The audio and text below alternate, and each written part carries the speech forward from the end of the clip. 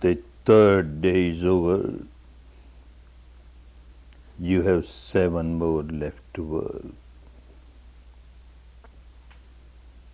Tomorrow, the fourth day, is a very important day for you. You will start practicing Vipassana. That means you will start entering the field of Panya, wisdom, insight.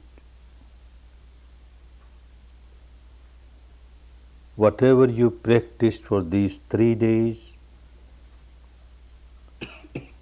was a very important prerequisite for your work tomorrow. The actual work starts tomorrow. These 3 days you were preparing yourself to start the actual work of Vipassana meditation.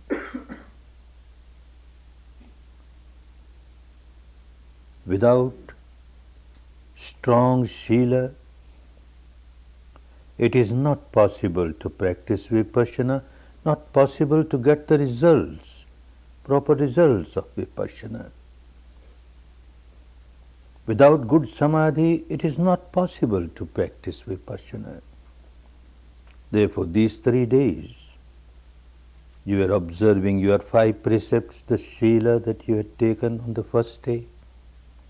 This was the foundation. Stronger the foundation, the stronger the building will be on the foundation. So with a strong foundation, you started working with Samadhi, practicing Anapana.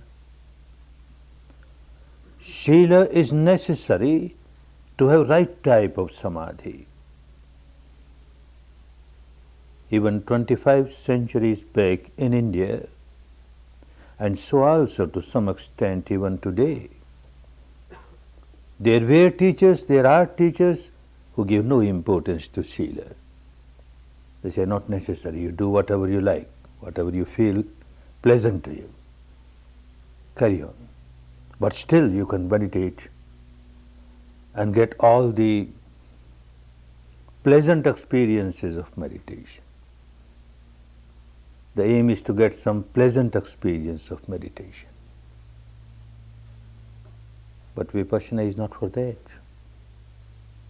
Vipassana is to get the mind purified at the deepest level, at the root level, for which not ordinary Samadhi but Samma Samadhi is necessary, the right type of Samadhi. So perfect Sila is necessary for right type of Samadhi, and right type of Samadhi is necessary to develop Panya. And Panya is necessary to reach the final goal of full liberation, full enlightenment.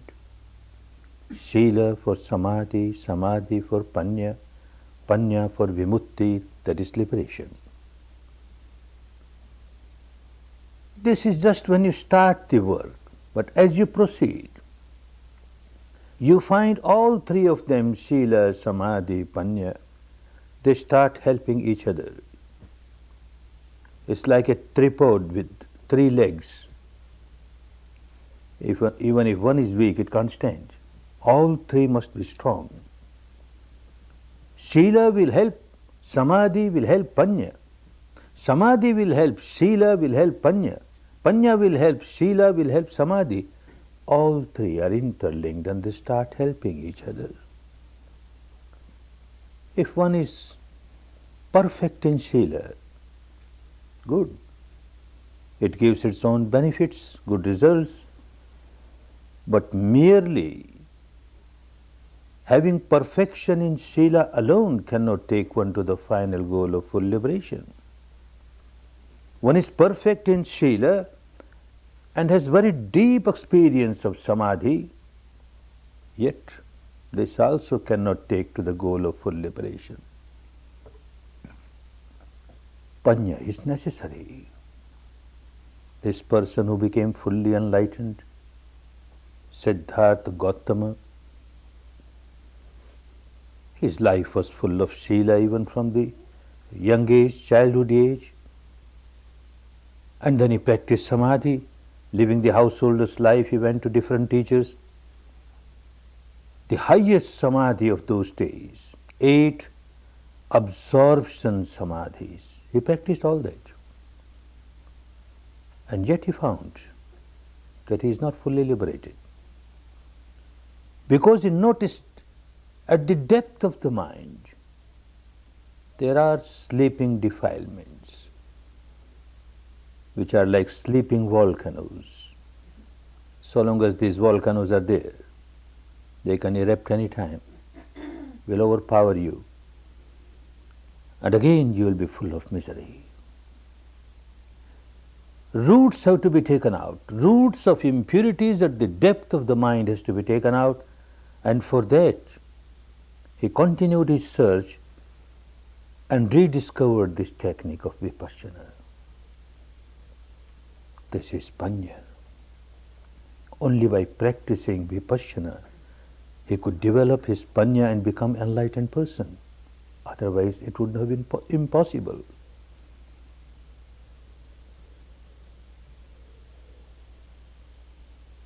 Vipassana was lost to the country. Talk was there. Panya was lost to the country in its perfection. He rediscovered that. 3 parts of Dhamma, the Eightfold Noble Path in Sila, which was there. 3 parts of Samadhi, the Eightfold Path, were there. Now another 2 parts which come under Panya, that is Samma Sankappo, Samma Ditti, Samma Sankappo, right type of thoughts. When someone comes to a course like this, initially, at the surface level of the mind, there are certain impurities which keeps one very agitated. Some impact on the mind of some incident. And then one starts observing the respiration, the thoughts become very predominant, and many a times the thoughts are full of defilements. In some cases there might be anger, in some cases hatred, in some cases lot of sadness, depression, in some cases maybe passion. These thoughts keep on overpowering, and you try your best to come back to respiration. Thoughts keep on overpowering, you come to respiration. 1 day, 2 days, 3 days, you find not that all the thoughts have gone away, but the pattern of the thought has changed now. It is not as violent as it was before.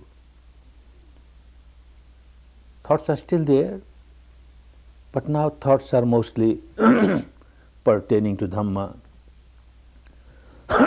pertaining to the path. One starts understanding what the path is, how I should meditate, what is the proper way of meditation, what are the difficulties, all that keep coming in the mind. Not the thoughts of harming somebody. This is Samma Sankappa.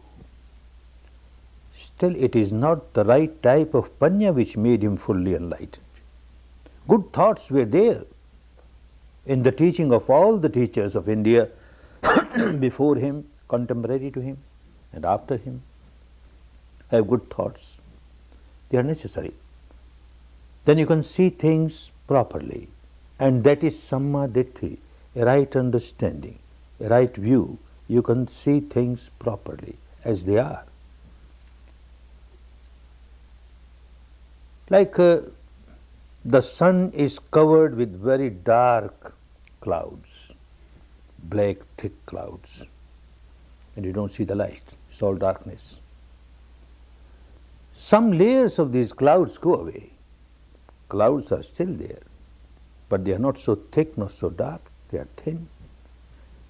Light, you start seeing light, although all have not gone away.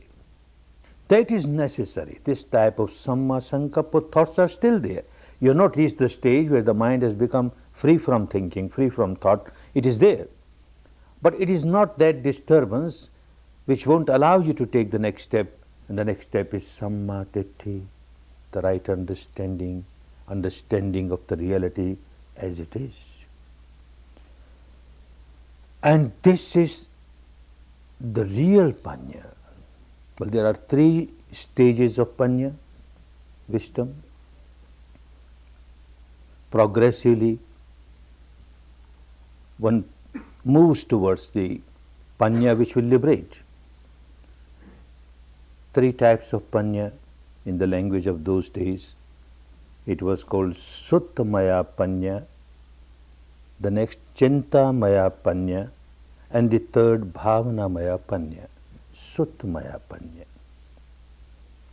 You heard something, you read something, wisdom of somebody else. A wise person, an enlightened person, a saintly person speaks words of Dhamma. They come in scriptures. You listen directly from this person, or you read scriptures and you accept it. You accept it most of the time because you have got great faith and devotion in this person, or you have got great faith and devotion in the scripture, particular scripture, and you accept it. Good. Very helpful. Those who have never heard anything about Dhamma, those who have never heard anything about the truth, may remain confused the whole life. At least one has heard about Dhamma, has listened to Dhamma, listened to the right things, correct things. But this is not enough.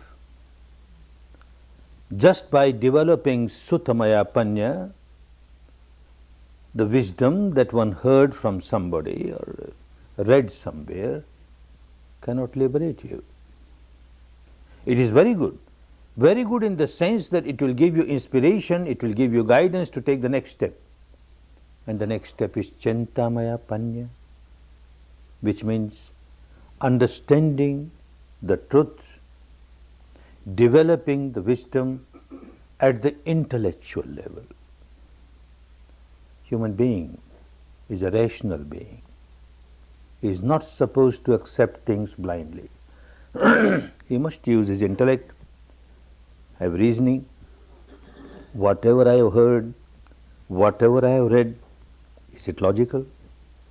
Is it pragmatic?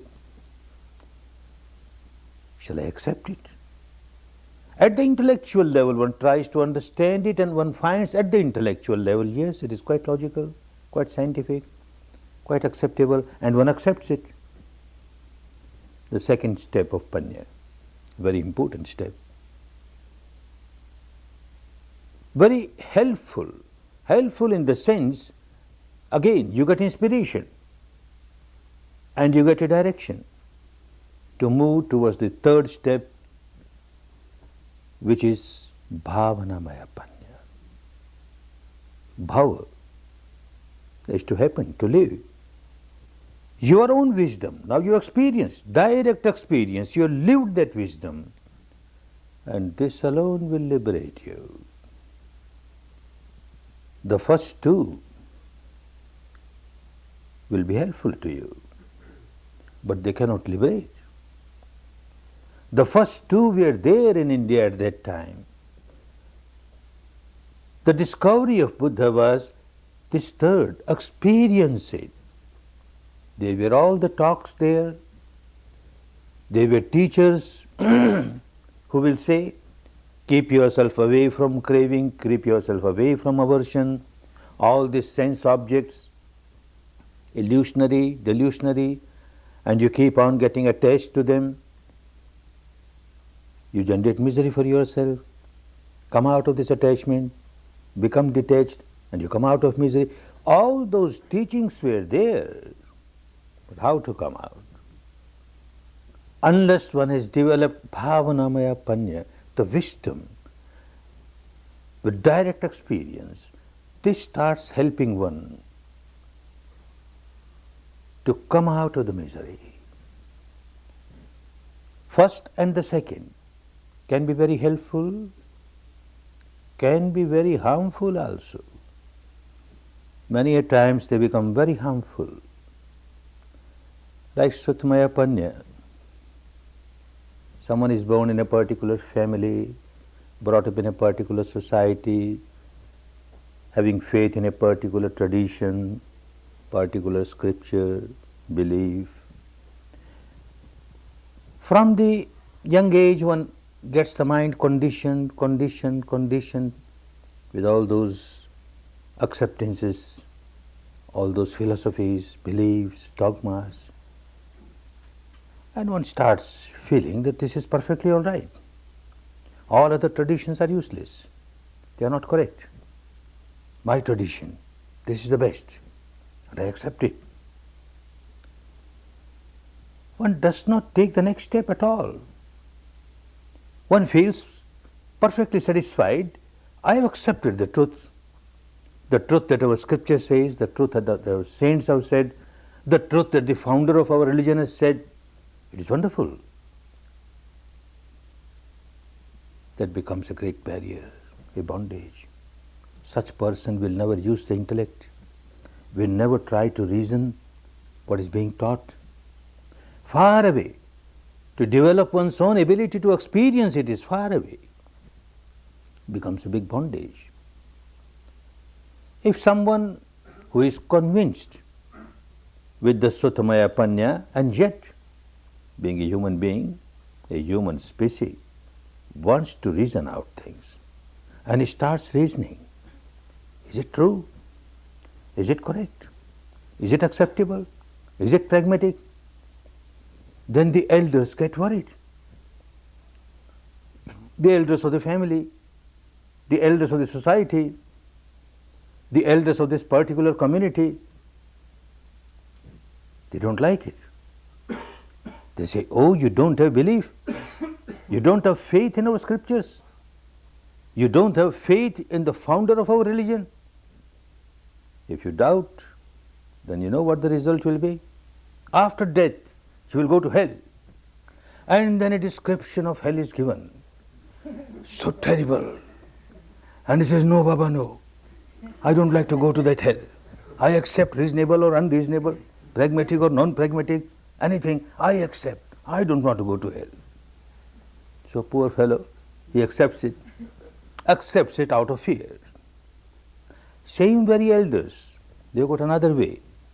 And they will say, look, if you accept whatever is written in our scriptures, whatever our tradition says, our philosophy says, if you accept it, then you know what will happen.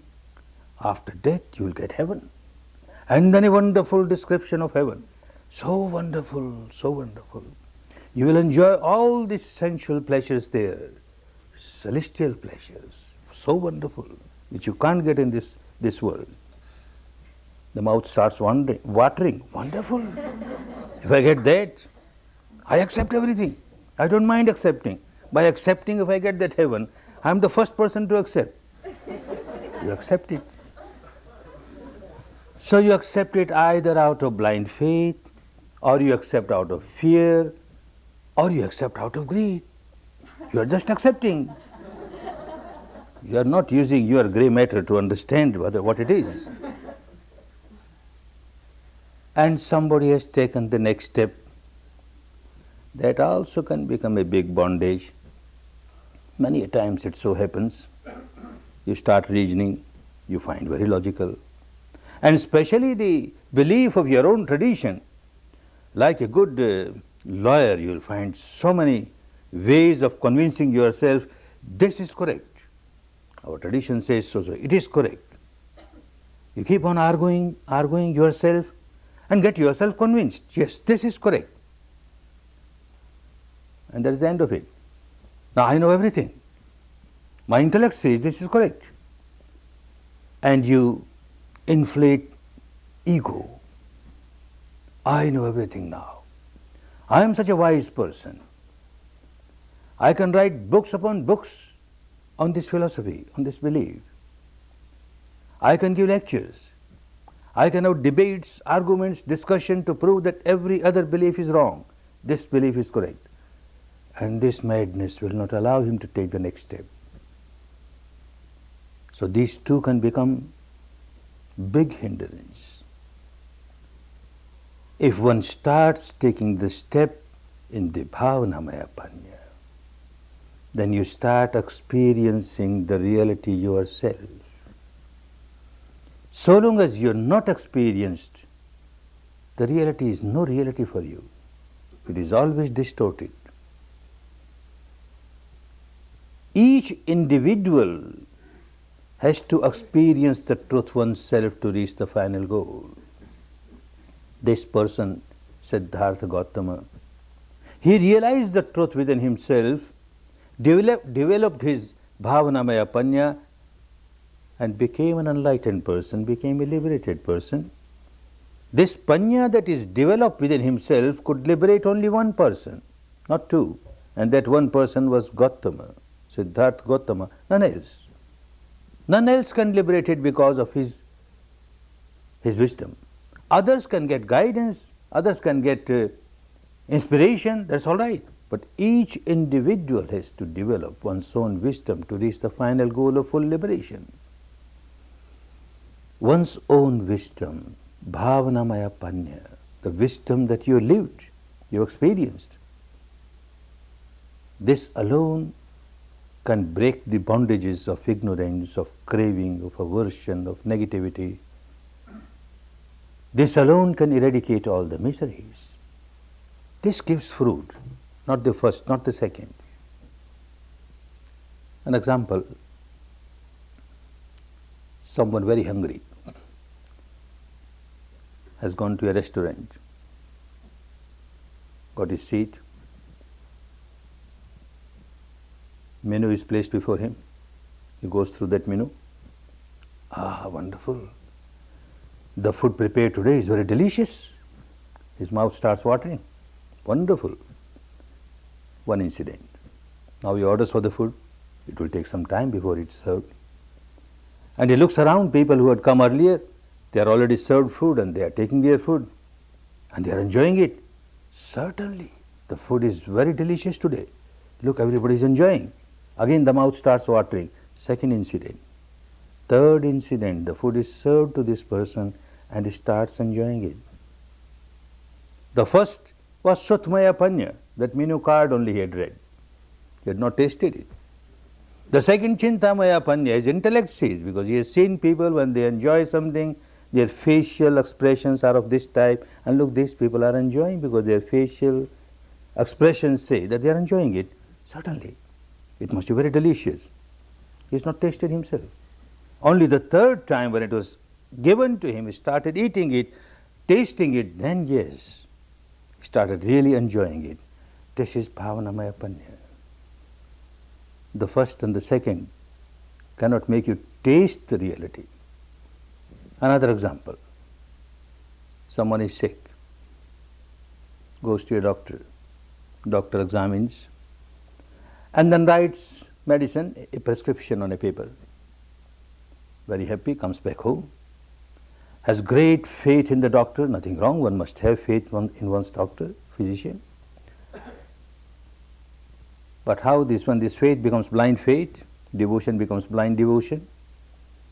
In his house, on the altar, he places a statue of the doctor, picture of the doctor, and offers sweet and fruits and flowers and incense, and then makes 108 rounds around it and bows down 3 times. What does that help? Takes out that piece of paper and keeps on reciting. 1 pill in the morning, 1 pill in the afternoon, 1 pill in the evening, 1 pill in the morning, 1 pill in the afternoon. What does one get? Madness. This is what happens when the faith becomes blind faith, the devotion becomes blind devotion. All right, second incident. After all, a human being, a rational being, so he runs to the doctor. Why you gave me this piece of paper? And what is this? How will it help me? The doctor is an intelligent fellow. He says, well, look, this is your disease and this is the cause of the disease. If you take this medicine this cause will get eradicated. When the cause gets eradicated, your sickness gets eradicated. Ah, wonderful. Now I understand. My doctor is so wonderful. His medicine is so wonderful. And what he does now? Coming back home, he starts fighting with all the neighbors. Useless, your doctors are all useless. My doctor is wonderful. The medicine suggested by your doctors is useless. The medicine suggested by my doctor is wonderful. Keeps on fighting, doesn't take medicine. Keeps on fighting. Oh, this is what happens. Every wise person, a saintly person, an enlightened person, when he finds people miserable, suffering, then he gives this prescription of Dhamma. You practice Sila, you practice Samadhi, you practice Panya, you will come out of your misery. Nobody tries to practice. They start different sects, beliefs, dogmas, rites, rituals, and get involved in that, and nobody practices. No benefit. And the third Panya, Bhavanamaya Panya, is to apply Dhamma in life by direct experience. It is only this which gives the benefit. Your own direct experience. Now the difficulty comes, how to have direct experience? Direct experience of this mind-matter phenomena. How a constant interaction is going on, and because of that, how the negativity gets originated and then it starts multiplying, starts overpowering you, and how with the understanding of that you can stop the arising of this negativity. Even if it has arisen, you won't allow it to multiply and overpower you. All that has to be experienced, and that is all that is happening at the depth of the mind. You must develop a faculty, an ability, capability to experience it. These 3 days, this is what you were doing. Unless you have that capability, that faculty, you can't practice Vipassana. Not possible. Like if you don't have your eye faculty, you can't see anything. If you don't have your ear sense faculty, you can't hear anything. Similarly, this mind faculty which takes you to the depth of the mind and matter interaction, unless you have this faculty, you can't. An example. 2 friends, young boys, very poor, live the life of beggar. They go around and beg food. One of them is blind, birth blind. One day it so happened that this friend who was blind, birth blind, he had very high fever. So the other friend said, all right, you stay here. I will go around and beg food and then we shall eat together. He went. And it so happened that day, a housewife felt very compassionate and she offered a very sweet dish. In our country we call it kheer, a pudding prepared from milk and rice and dry fruits and sweet, etc. This was offered. He was very happy. He enjoyed it. But this is liquid and he has no container to take for his friend. So he could not bring to the friend. Came back and very honestly told him, today in the begging I got this kheer, so delicious. But sorry, I could not bring for you. I had no container. All right, you didn't bring. But tell me, what is this kheer? You don't know what is kheer? I don't know what is kheer. Oh, it is white. Because made of milk, so white. White. Hey, what is white? You don't know what is white? I don't know what is white. It's not black. But what is black? You don't know white, you don't know black. What sort of person you are? I don't know what's white, what's black. Birth blind. How can I know what's white, what's black? He was looking here and there and he saw one white duck, caught hold of it and brought, look, white like this duck, white like this duck. He has no eyes, how can he see what is white and what is this duck? He uses his fingertips, passes his hand over this duck. Ah, now I understand what is white. White is very soft, very soft. Hey, what's soft? What softness has got to do with white? You said it is like this duck, and I touched it, it is so soft, and now you say white is not soft. How can I understand what is white? Oh, you mad fellow. I told you white is like this duck, and you can't understand it. All right, let me examine again. And he examines again. From the beak he starts up to the end of the plume, the whole body. Ah, now I understand. It is crooked. Why it is crooked? So for all those people who talk of high philosophies, but have never experienced anything because they don't have the faculty to experience it, for them the truth is always crooked. The whole life the truth will remain crooked. They can't understand. This faculty to experience the truth is very important, and this is what you started doing. If you are just working with your Shila and don't take the next step of Samadhi, you would not have got this faculty. You started with Samadhi, and if you had worked with the Samadhi with some object of imagination, verbalization, visualization, again you would not have got this faculty, because you worked with the reality pertaining to your own mind matter phenomena. And you started working on this area with the breath, which is truth, and you are experiencing it. Then the touch of the breath, you are experiencing it. And now the third day you started feeling sensations, the biochemical reactions here. This is how you are going to the deeper levels of your own mind. The deepest level of the mind, what is called the unconscious mind, is actually not unconscious. This is all the time conscious, day and night, but conscious of the sensations on the body that you started experiencing here. Such sensations are there throughout the body. Throughout the body something or the other is happening, some change is taking place, a change with the manifestation of this sensation or a change with the manifestation of that sensation, but some change is going on. And that can be experienced only by whatever you did for these 3 days. A beginning is made. Tomorrow you will explore the entire field and you will find everywhere some sensation or the other. This is how you are moving from the surface level of your mind to the depth of the mind, where deep-rooted complexes from the past are all accumulated there, where lies the behavior pattern of your mind, the deepest level of your mind. And the behavior pattern of this mind is to react. Whenever it feels any pleasant sensation on the body, it reacts with craving, with clinging. Whenever it experiences any unpleasant sensation on the body, it reacts with aversion, with hatred. You are moving towards that. At the intellectual level, it is very easy. It is very easy to understand that there is a change taking place everywhere. And everything is so impermanent. Anyone who takes birth dies. Anything that is manufactured later or sooner or later gets destroyed. Everything is impermanent. But that is an intellectual understanding.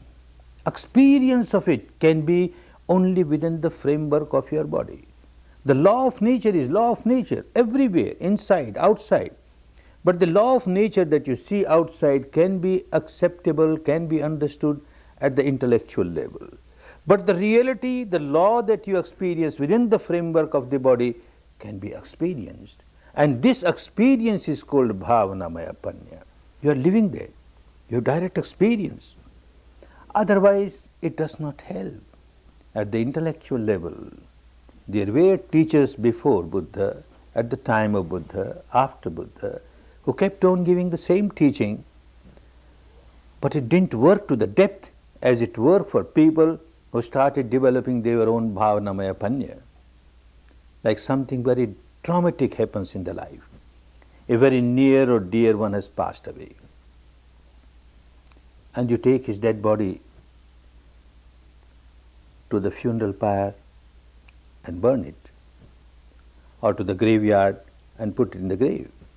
While that is going on, one develops so much of wisdom. After all, everything is so impermanent. One who takes birth dies. Nobody is free from death. I will also die one day. People will bring my body, put in this grave, or burn on this funeral pyre.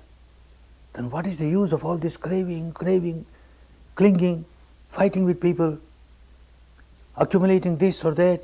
Ultimately, everything will be left here and my body will be burned. Big wisdom. But how long? As soon as one takes one step out of that graveyard, again the same I, mine. All madness is there. Makes no difference. It was only intellectual understanding. Or people come to such Dhamma talks, such discourses. Wonderful. Now I understand why this attachment is so bad. It gives so much of misery. The more you are attached, the more miserable you are bound to be. Misery, misery. This I is a big misery. Mine is a big misery, big misery. At the end of the discourse, when you go out of the hall, hey, where are my shoes? Who has taken away? My slippers I purchased only today. New ones, what happened? Start crying, mine. Makes no difference. It's all intellectual. Doesn't have. One has to experience. And it is so difficult to experience, so easy to understand at the intellectual level, so easy to accept it at the devotional level, so difficult to experience, because unless you have that faculty to experience, you can't. There is so much of illusion, so much of delusion. At the apparent level, something appears to be so, seems to be so, actual level is totally different. Like night time, you go to bed, you lit a lamp or a candle, you go to sleep, next day morning you get up and you see the candle, the light of the candle, the light of the lamp, and you are under the impression the same candle, the same light. Where the same candle, where the same light? Every moment a flame arises and passes away, another takes its place and passes away, another takes its place and passes away. There is no interval. Continuously. And that gives the impression, the same flame, the same light, the same flame, the same light. A big illusion. This electric bulb, I pointed towards it twice. One remains under the impression, the same light, the same light. Where the same light? If it was the same light, then why at the end of the month this electric company sends me a bill? You consume so many units, so many dollars, what for? My light I purchased in the market, my switch, and you on it, I get my light. Who are you? What for you want money? He is quite correct. He is generating their electricity. It comes through the wires, gets consumed, new takes its place with such great rapidity. The old one passes away, the new takes its place, the old one passes away with such great rapidity, it gives the impression the same, the same. Another example, you cross the river. Morning you crossed the river, went to the other bank of the river, whole day you worked there, and then again you took the boat and came on this side of the river. You are under the impression, I have crossed the same river. Where the same river? Even if you take a dip in this river, you take a dip and the head above the water, second dip, head above the water, third dip, head above the water, you are under impression that I am taking dip in the same river. Where same river? Constant flow is there. The dip that you had in the river is gone. Not a single drop remains, all have gone. Second dip in a second river altogether. Third dip in a third river altogether. The morning you crossed this river by your boat, by evening it was a totally new river. And yet the impression remains the same river, the same light. How to come out of this?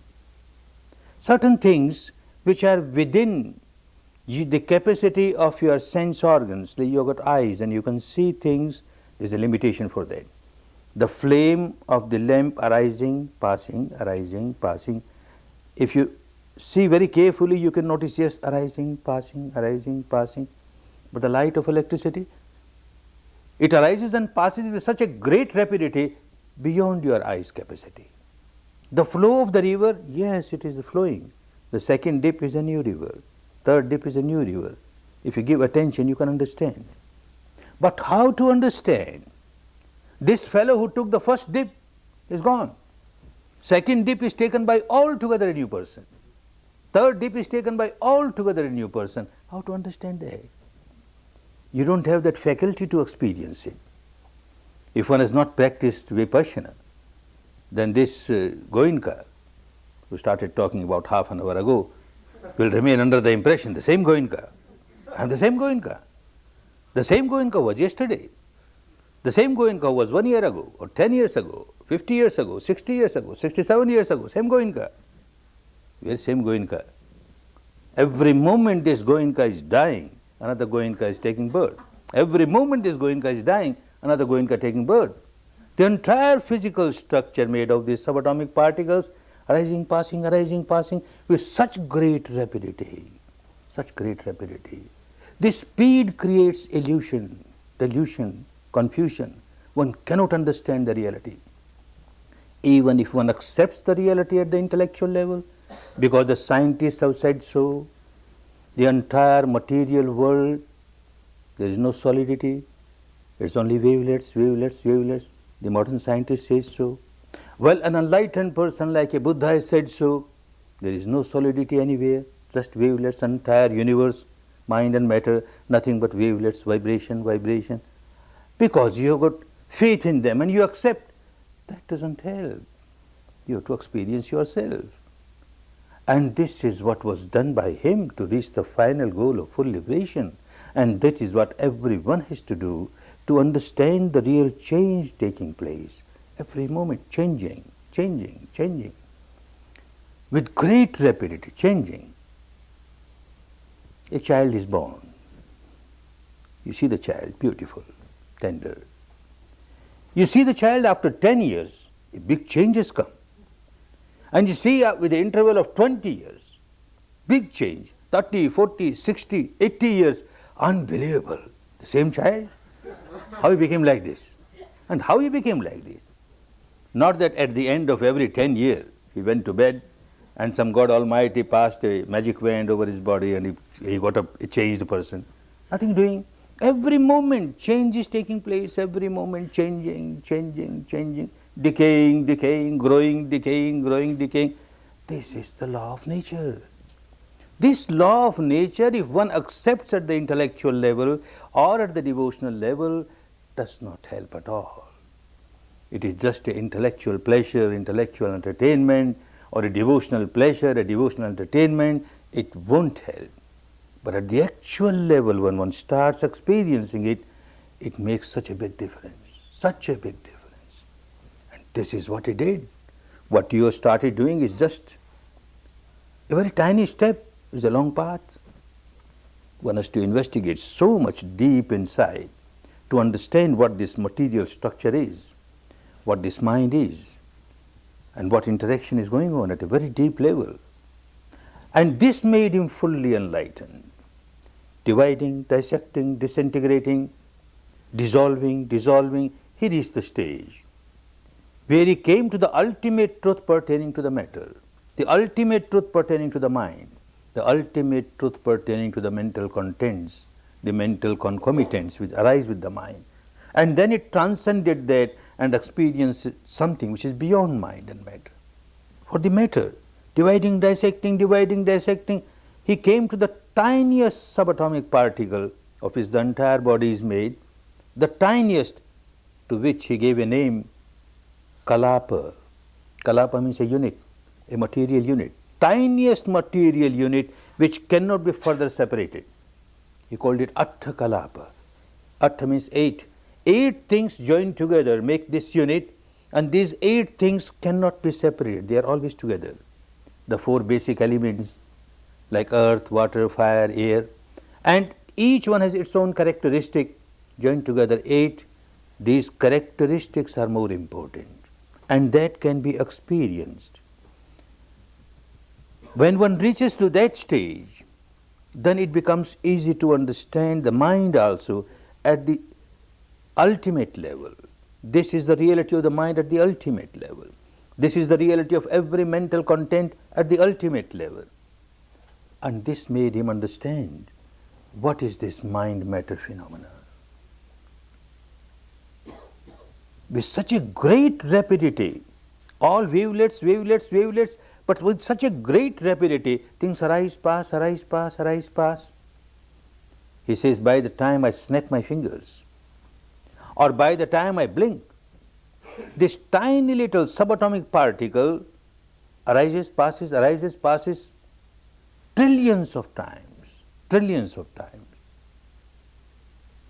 A Western scientist also has come to the same conclusion. A professor in Berkeley University,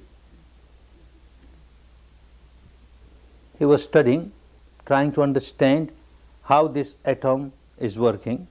This was clear to the scientists of the West a century ago, that there is no solidity in the material world, mere wavelets, wavelets, wavelets. He was eager to know, very inquisitive to know the tiniest particle, how many times it arises and passes in 1 second. And to find out that, he invented a instrument which he very rightly called bubble chamber. Like bubble, it arises, passes, arises, passes. And with the help of this bubble chamber, he could find out and then announce that this tiniest atom, it arises and passes in 1 second, 22 zeros after 1, 22 zeros after 1. And here another scientist in the East says that by the time I snap my fingers or blink my eyes, trillions of times it arises and passes, arises and passes. They came to the same conclusion. And yet what a great difference, what a great difference. Quite a few students from this part of the world, California, Berkeley, they came to India, took courses when they heard about this professor, and he is a very renowned professor. He passed away recently and he got Nobel Prize, and Nobel Prize is not given to any Tom, Dick and Harry. Somebody must have invented something which people didn't know. So he was a very famous man. So out of inquisitiveness they went, curiosity to see this person who reached the stage which an enlightened person reached, and they found him a bundle of misery, full of tension. Why he could not come out of his misery? Why he could not come out of his tension? Whereas somebody coming to the same conclusion got free from all miseries, because Bhavanamaya Panya was missing. He had come to this conclusion with the help of his apparatus, his instrument, the bubble chamber. He has great faith in this bubble chamber. He has great faith in his own intellect, and he says it is so. But this person is not using any scientific instrument or apparatus, only his experience, direct experience, and this makes all the difference. When you go deep inside to understand the reality of your mind and matter interaction, it is not for the sake of curiosity, not to quench the thirst of your inquisitiveness.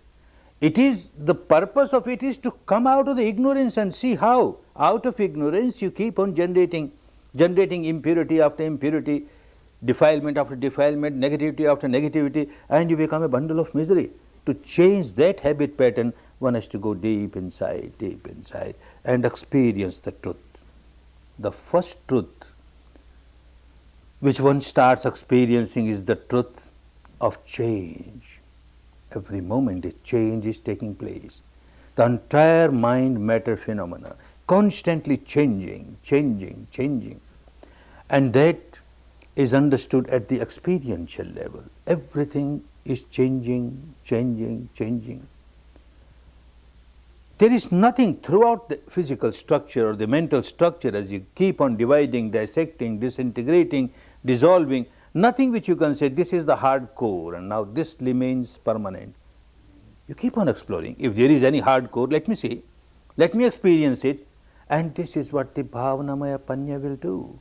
The anicca, the change, is experienced now. The change is not accepted merely at the level of intellect, not accepted merely at the level of devotion, at the actual level. Change.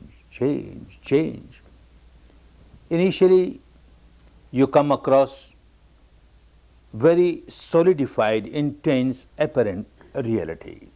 This body, so solidified, made of bones and flesh, etc., etc. And what you feel on the body, all solidified, intense, like pressure, like heaviness, like numbness, like heat, like pain, all solidified and intensified. As you started observing here, you will start observing things throughout the body, and you observe objectively, not that all the time you will observe objectively, it takes time, but you start working on that. Few moments you get when you observe really objectively. And as you are observing objectively, you find the mind is becoming sharper and sharper. And as the mind becomes sharper and sharper, it starts experiencing subtler and subtler reality. The intensity, through the intensities, through the solidity, you start piercing, penetrating, and you start experiencing subtler reality, subtler reality, subtler reality, till one reaches the experience where the entire material structure, the entire mental structure is nothing but vibrations, vibrations arising, passing, arising, passing. Bubbles arising, passing, wavelets arising, passing, constant flow, constant flux.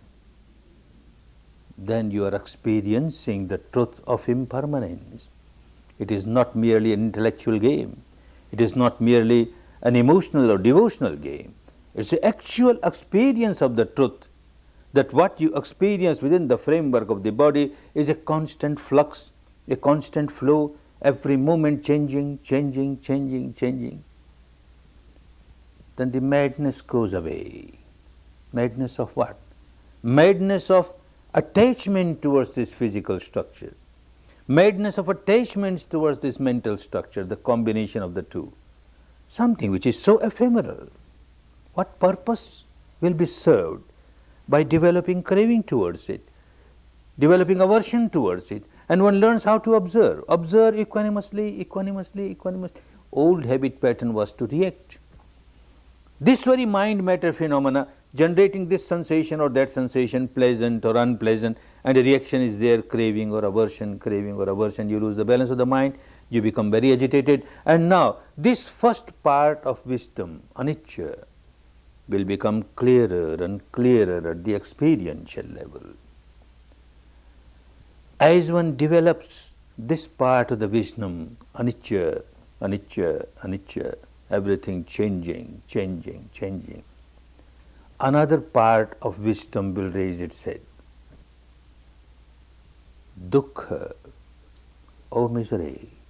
Initially when you start practicing, observing the reality about yourself, coming across very solidified, intensified realities, the sensations which are very painful, heavy, numbness, pressure, tension, etc., obviously it is misery. So miserable. You don't like it, you want to get rid of it, and it is there. But you are trained to observe. However misery it is, you just observe. However unpleasant it is, just observe, just observe. And people reach the stage, sometimes on the 7th day or 8th day or 9th day or 10th day, or maybe in 2 courses or 3 courses, they reach a stage where all the solidity gets dissolved and there is a very free flow of subtle vibrations throughout the body, energy flowing throughout the body, and it looks so pleasant, so pleasant. Ah, wonderful. This is bliss. This is ecstasy. I was looking for it. Now I got my goal. And you develop so much of attachment to it. Ah, I got it. I got it. Without understanding this is equally impermanent, changing, changing. Morning you had a wonderful experience of a flow of energy throughout the body. And afternoon it changed. And you again have pains and heaviness and numbness. And you come to your teacher or your assistant teacher and say, oh, wonderful, morning meditation was so wonderful, and now it is so bad. You become so miserable because you developed attachment to something which was so impermanent. Then it becomes so clear that not only unpleasant sensations are misery, the pleasant sensations are also misery, because there is a tendency of your developing attachment to it. And every attachment is synonymous to misery. You are bound to feel miserable because whatever you are attached to is not permanent, it is impermanent, bound to change sooner or later. This becomes clearer and clearer. The dukkha, not the dukkha of the pains, etc., but the dukkha of even pleasant sensations in your body. The third part of panya will raise its head. It will become so clear. Anatta, no I, no mine. It appears to be so. There is an I in me. It appears to be so. This is mine. But then as you proceed further, at the experiential level, not at the intellectual level, it becomes so clear. What is I? You explore the entire field of matter within you, the entire field of mind, the combination of the two, and nothing but wavelets, wavelets, wavelets, bubbles, bubbles, bubbles arising, passing. Now which bubble is I? This bubble is I, and it's gone away, so I am gone away. Which wavelet? Which wavelet is I? It's gone, so I am gone. Which wavelet? Oh, for conventional purpose, we have to use these words, I, mine, you, yours. Actually, there is no I, no mine. You have to use these words. Otherwise, how can you say this mass of bubble talking to that mass of bubble? It doesn't work. You have to use these words, I, mine, you are, he, she, etc. That is apparent truth. It appears to be so. This is also true. But the ultimate truth, the real truth is nothing but wavelets, wavelets, vibrations, vibrations, bubbles, a senseless. This anatta. If there is really I, or if there is really mine, something mine, I must have possession over it. What possession I have got? What possession I have got? At the age of about 40, one looks the face in the mirror and sees some grey hair. Grey hair. I'm getting grey. Oh no. Oh no. And runs to the chemist shop, buys some dye, hair dye, and uses it. I'm young. I'm still young. Tries to deceive others. Tries to deceive oneself. But how to deceive this nature?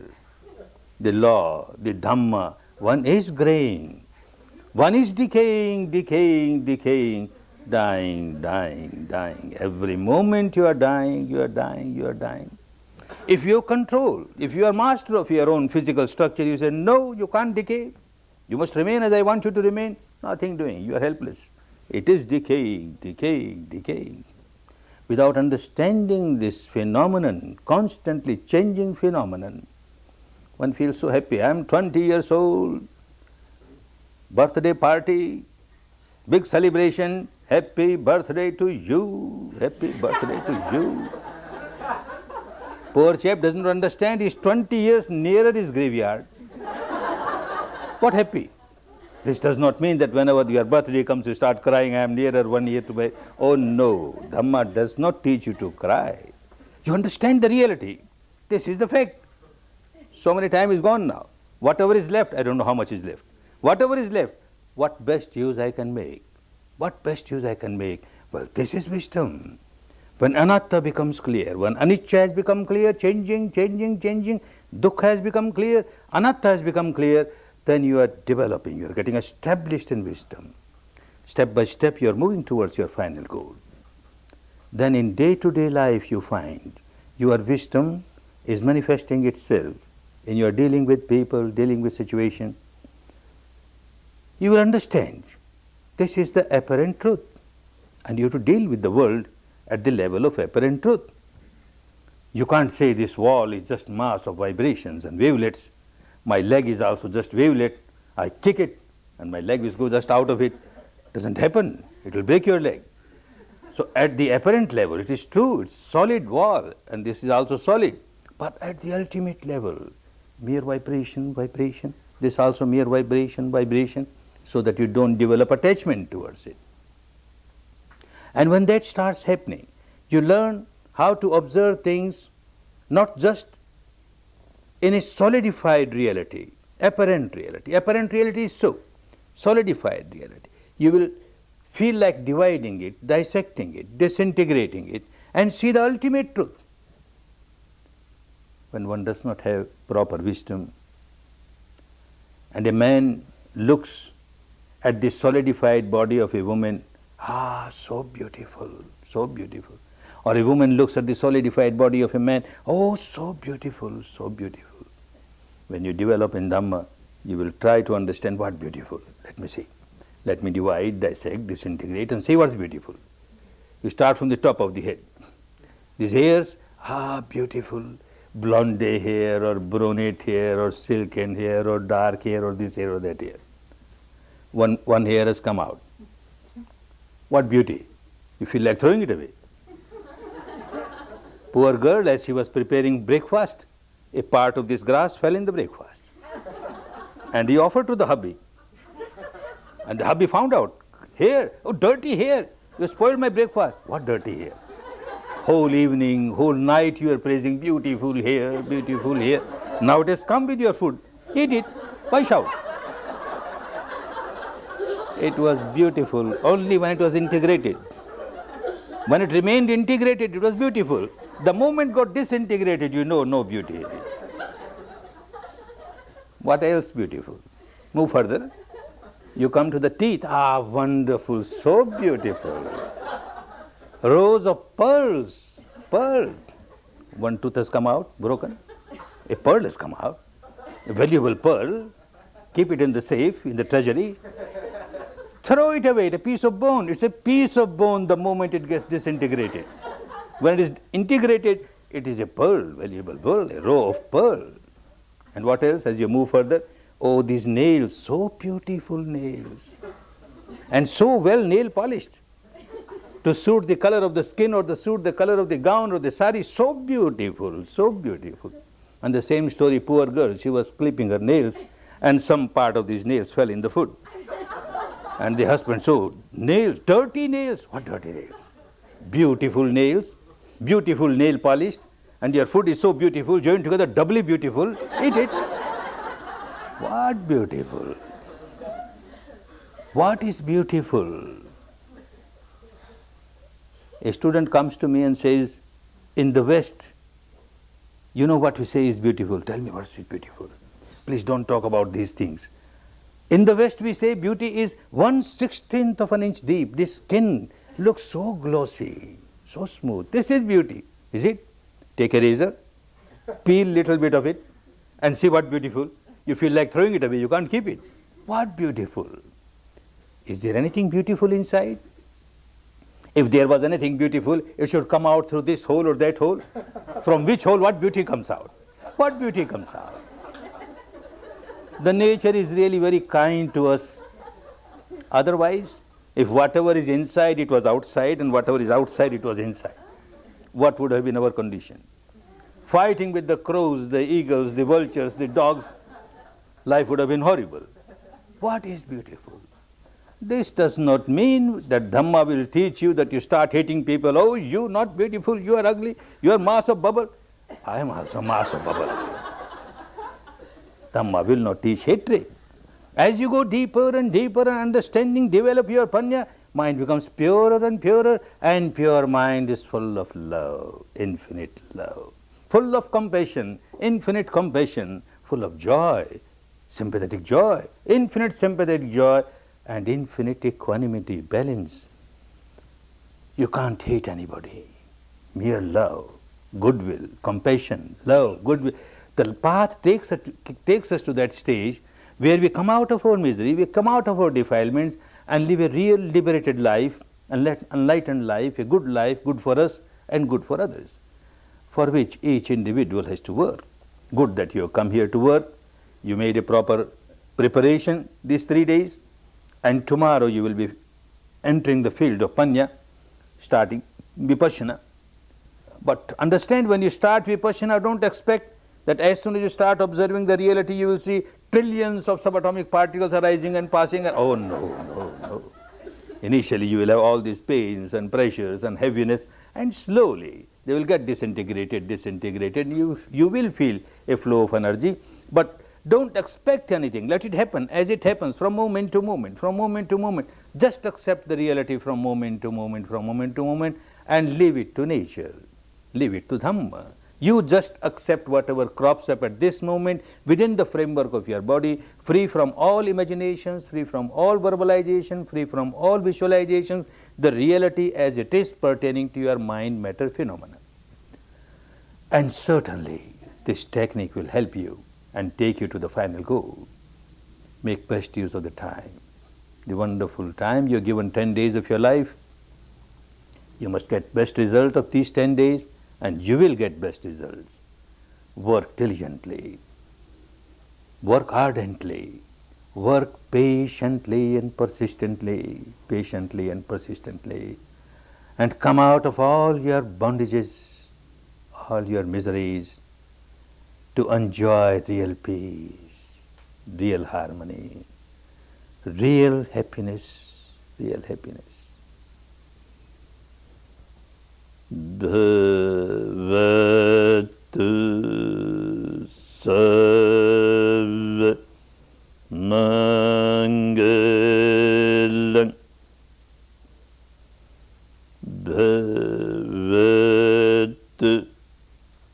Sarva Mangalam Bhavatu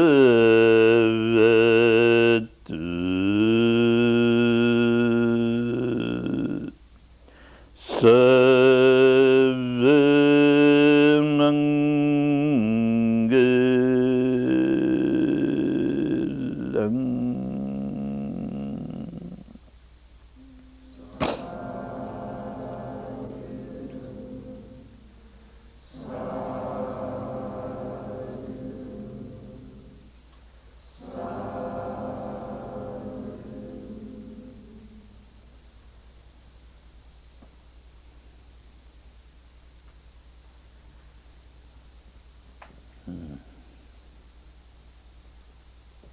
Take rest for about 5 minutes and then you work again, start working again, take rest for about 5 minutes.